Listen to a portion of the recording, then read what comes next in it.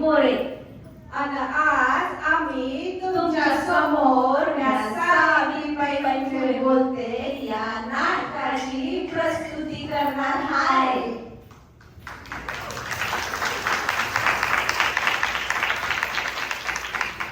या सावित्री ज्योतिराव फुले सातारा जिल्ह्यातील खंडवा तालुक्यातील खंडोजी देवसे पाटलाची व्यापोर. 3 जानेवारी 1831 साली माझा जन्म झाला आणि 9 वर्षाची होते ना माझं लगीन ज्योतिराव फुले यांच्याशी झालं.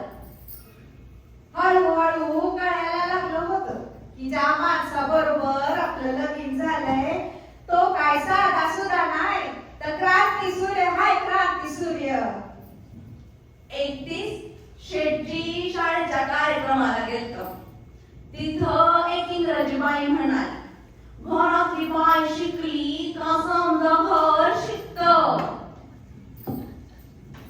त्या काळी बायांना ओरडण्याची पद्धत नव्हती, पण तरी बी शेटजीनी मनात आणलं आणि शेटजी म्हटले, साऊ तू शिकायलाच पाहिजे. आणि आम्ही लागले शिकायला. अ ब क ड आणि बाई माणूस शिकतय म्हणून समाज बोलू लागलो. अरे बायकांना शिकवून धर्म बुडवायला लागलास की काय? म्या काय म्हणते, धर्मासाठी माणूस असतो का माणसासाठी धर्म? पण शेठजींनी कुणाचं बी ऐकलं नाही आणि मला शिकविलं. भिडे गुरुजींनी त्यांचा वाडा दिला आणि शेटजीच्या जिद्दीपायी पुण्यामध्ये मुलींची पहिली शाळा चालू झाली. आता माड्याच्या पोरांनी शाळा काढली. समजा पुण्यामध्ये बोंबाटा सुरू झाला. कोणी शिव्या द्यायला सुरू केलं, कोणी आमच्या घरावर मोठांनी दगड फेकायला सुरुवात केली. पण काय सांगू तुम्हासनी, शेठजी काय घाबरले नाही. एक दिवस शेटजी लालेला रंगून घरला परत आले आणि म्हटले, पंतोजी गेला. पंतोजी शाळा सोडून गेला. त्याला धमक्या आल्या, पोराबाई गोष्टीची वेस मारून टाकू. पंतोजी घाबरला. शेटजीने माझ्याकडे नजर टाकली आणि मला म्हटले, साऊ तू देशील का मला सांग? उद्यापासून तूच जायचं शाळेला. म्या जायचं? बाहेर जाऊ की नको असं कळलं ना.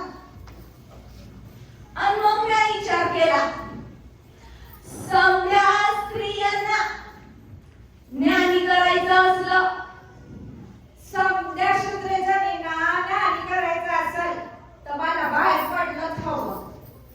आणि मी बाहेर पडले आणि लागले. पण लोक माझ्या मागं होती. कोणी चिखल टाकत होतं, कोणी शेण टाकत होतं. दगड मारली आणि तेवढं ते दगड माझ्या डोसक्याला लागलं आणि रक्त बांबाळ झाले. ना वाटलं परत जावं, पण नाही. मी शाळेत गेलेच. रोज एक लुगडं घेऊन शाळेत जायचे आणि शाळेत गेले की बदलायचे आणि असं भारताची पहिली महिला शिक्षिका झाली.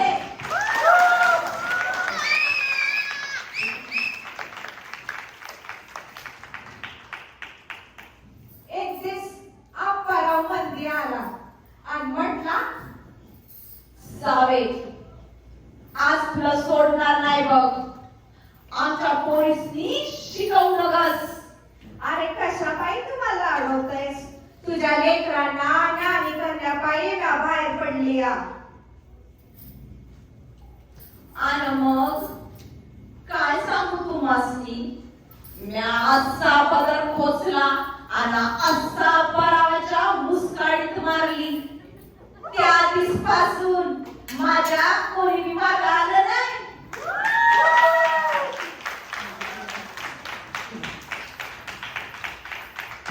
सावित्रीची सावित्रीबाई झाली. सावित्रीबाईची माई झाले. आणि बघता बघता 18 शाळा चालू झाल्या.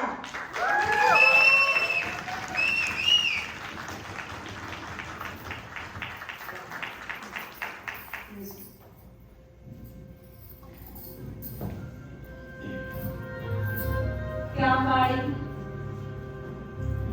लई वाईट वाटायचं. एवढ्या पोरींची मुंडने व्हायची आणि नवरा गेल्यावर त्याच सणावर त्यांना टाकायचे आणि पोरी ओरडायच्या. अहो भासतंय, आम्हाला भासतंय, आम्हाला जगायचं हाय. पण पोरींचं कोण ऐकणार? सतीप्रती विरोधात लढलो आणि इंग्रजी सरकारनं सती प्रथा बंद केली.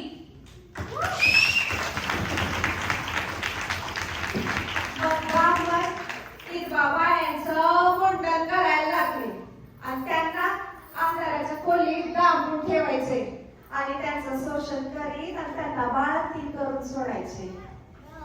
एकदा काशीबाई नावाच्या बाळंतीणला शेटची घरला घेऊन आले. तिचं बाळंतपण केलं आणि तिच्या बाळाला आम्ही दत्तक घेतलं आणि त्याचं नाव यशवंत ठेवलं. त्याला वाढविलं, त्याला शिकविलं आणि डॉक्टर बनविलं. आणि अशा सौम्य स्त्रियांनी मदत करायचं आम्ही ठरवलं आणि 100 बाळंतपणी केली. शेतीचं समाजकार्य सत्यशोधक समाजामार्फत जोरात सुरू होतं आणि न्यायाभियान सामील झाले.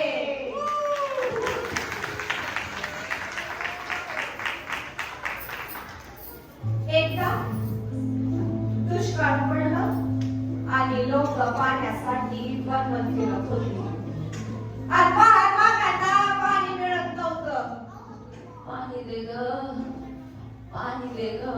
माय 7 दिन झाले पोराला पाणी भेटलं नाही. चालते वा, कसं तळमळतंय बघ. चालते वा. बघताय वा तुमची सावली कुठे पडते ती. पाणी मागताय. पाण्याचे असे हाल आम्हाला बघवेना. मग आम्ही ठरविलं आपल्या विहिरीचा हौद खुला करायचा आणि सौंदर्यांना पाणी द्यायचं.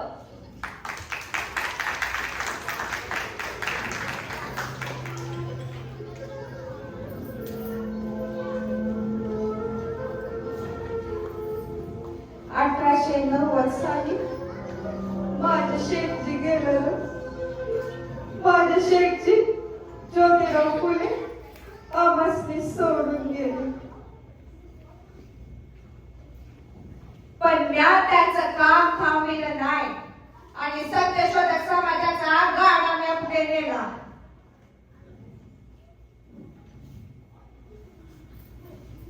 पुण्यामध्ये पेटची साथ आली आणि लोक उंदरावानी मरायला लागले. यशवंता डॉक्टर झाला होता.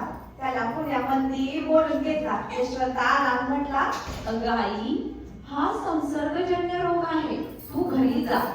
मला काय बी झालं तरी मला काय बी फरक पडत नाही यशवंता. मी त्या रोगाने पिसलेल्या लोकांना सोडणार नाही.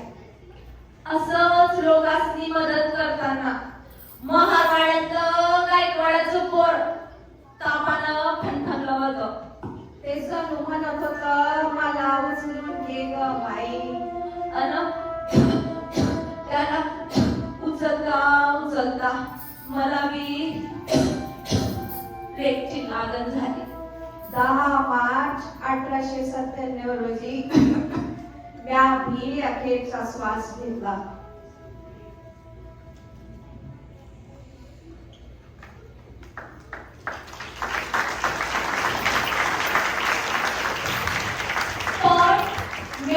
एक सांगून जाते तुम्हासनी, माझ्या मातीतल्या माणसासनी शिका. ज्ञानाशिवाय जगणं व्यर्थ हाय. पोरीसनी वाचवा, त्यांना शिकवा. एक पोरगा